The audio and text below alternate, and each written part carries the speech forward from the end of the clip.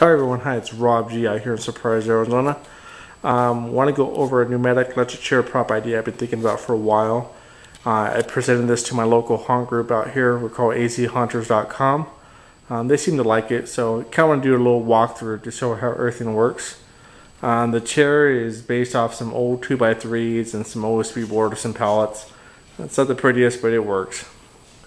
For the pneumatics, the controller, the motion detector, and the cylinder, I prefer to purchase everything through frightprops.com. You can probably find the parts other places, but it's a one-stop shop place, and my personal opinion, I think they have the best customer service. Anytime you have any questions on sizing or how the pneumatics work or how electronics work, they seem to have all the answers. So I've been using them for the past 3 years. This is my third year using them for controllers, and so far so good. When I go over the F103 pop controller right here, let me zoom right in. This is their entry level prop controller. They now call it the Peekaboo Junior.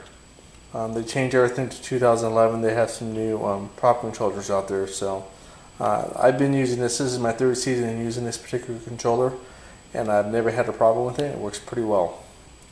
Unfortunately, this one does not support audio. This is their entry level one. They do have a higher grade ones that actually that does support audio, and it actually has more options too, but this one doesn't. So for this one, the number one is actually activating my solenoid, and the number two is actually hooking up, controlling my lighting right here. Zoom right out. So it's already been preset, so I don't have to reset anything at all whatsoever. So here we go with the solenoid.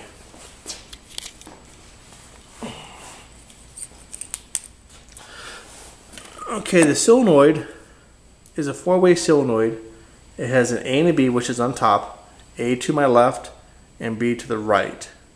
And on the bottom portion of it, it has exhaust A and also exhaust B and your main primary air source.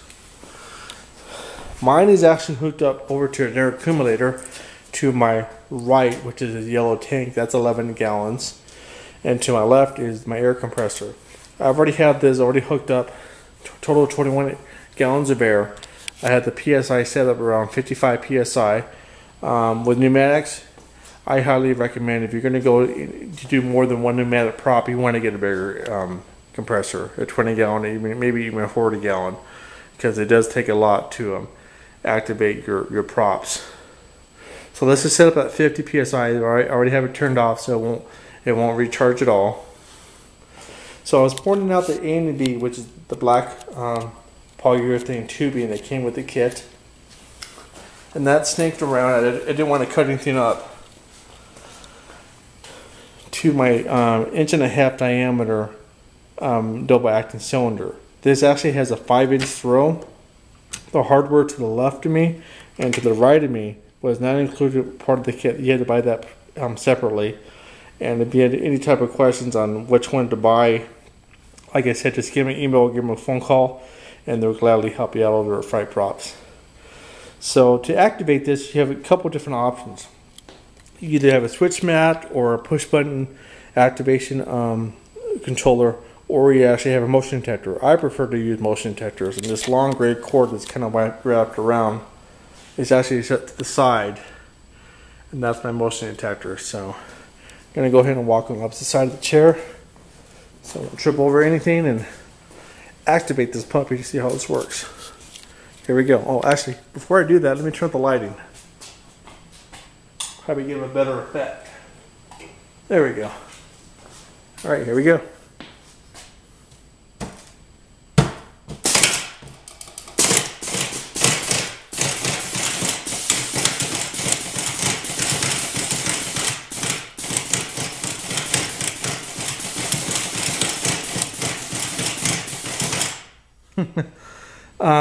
If you care to do something similar to this, you probably want to play with the settings of where you want your cylinder set up at.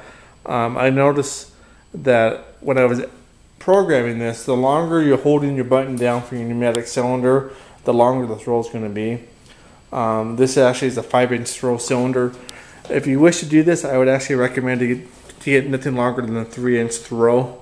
5-inch throw is probably a little too long because I just noticed that the longer you hold the button down, it's much slower for it to go forward and backwards, and doesn't give the best effect. Maybe a 3-inch throw is probably the best thing out there.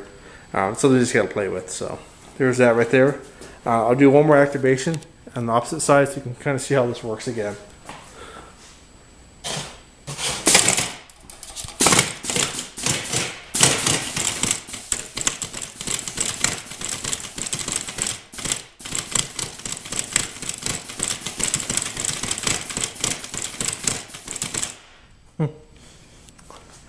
Now, what you can do, which I have done in the past, is I've actually built an electric chair prop with a wiper motor instead, and that was actually my first garage hunt I used.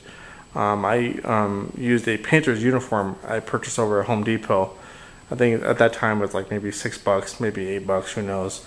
But what I did, I stapled it. I stuffed it with a whole bunch of newspapers and kind of filmed the form of the body out with PVC pipe and just filled paper around that, newspapers or whatever you have around, and kind of give it the form of the body and staple it to the back of a board like this all the way through, and just put a mask on top, and it actually worked pretty well. But I did, for my wiper motor, I didn't have this light at all. I had actually had a strobe light towards the back of the chair instead.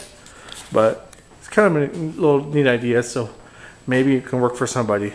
All right, thanks for watching.